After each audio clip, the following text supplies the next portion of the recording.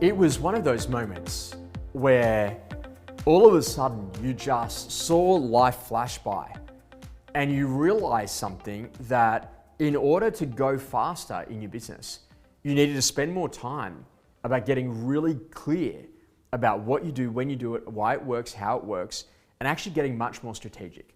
And I love this whole conversation that one of the challenges that we've got in life and in business is that we are tactically excellent, but we are strategically negligent.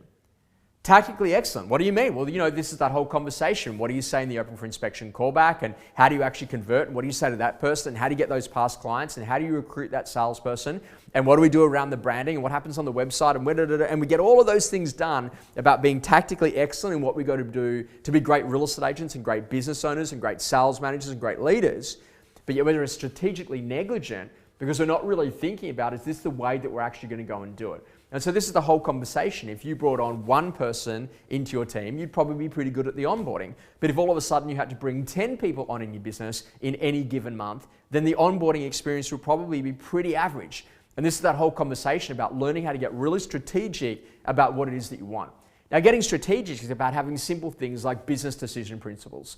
Now, you might have a business decision principle that you say, you know what, I want to de-risk the business of a key person. I want to grow in new markets and new market share. I want to grow my recurring revenue. I want to grow the sellable value of the business. And most importantly, I want to make sure that it's really fun and exciting. Now, you get two opportunities that come by. Number one, you can go and buy a Mr. Whippy van and you can serve ice cream at local schools and support your community that way and give the money back and do all of those great things. But you go and have a quick look at that. Is that in a position right now that's going to de-risk it from a key person? No. Is that going to be in a position right now that's going to help us to grow in markets and market share? Maybe. Off the back of that, is that something that's going to help us to grow recurring revenue? Not really. Off the back of it, will it grow sellable value in the business? Not at all. Is it fun and exciting? Yeah, it is. So you only get about 1.5 out of 5, so you don't do it. But you know what? You have the opportunity to be able to go and buy a competitor out and you gain another 300 properties under management. Does it meet all of those criteria? Does it de-risk a key person? Absolutely. Does it allow you to grow new markets and market share? You betcha. Does it grow the sellable value of the business? Without a doubt. Are you in a position right now that it's actually going to help you to be able to make sure that you can have it fun and exciting? Yeah, without a doubt. And so as you go through each of the different criteria, you can go, you know what? Yes, that absolutely makes sense. So getting strategically excellent is about getting really clear about what you do around your modeling. Are you one office that services a larger geographical area, or are you one office that serves a number of offices where you've got a centralized administration, operational and admin pool that actually does a whole series of things, and then you've got branch offices where literally salespeople and property managers and BDMs can sit. And this is that whole conversation about really understanding your business model and get clear about what you really want to do.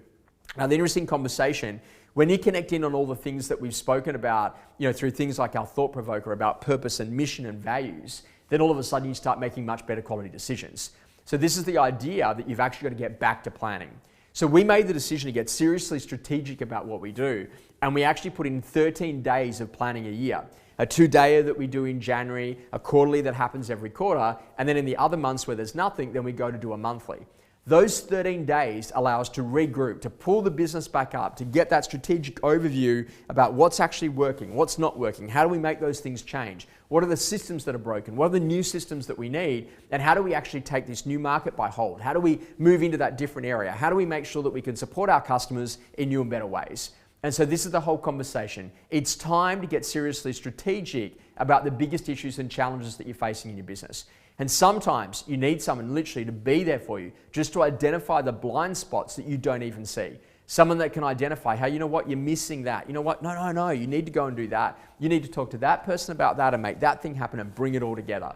So stop being strategically negligent and tactically excellent. Start making the decisions to be both strategically and tactically excellent around what it is that you do. When the mission is clear, there are no distractions. It's time to get clear about what you're here to achieve. I really hope you've enjoyed our growth, leadership and management tip, and we look forward to seeing you next month.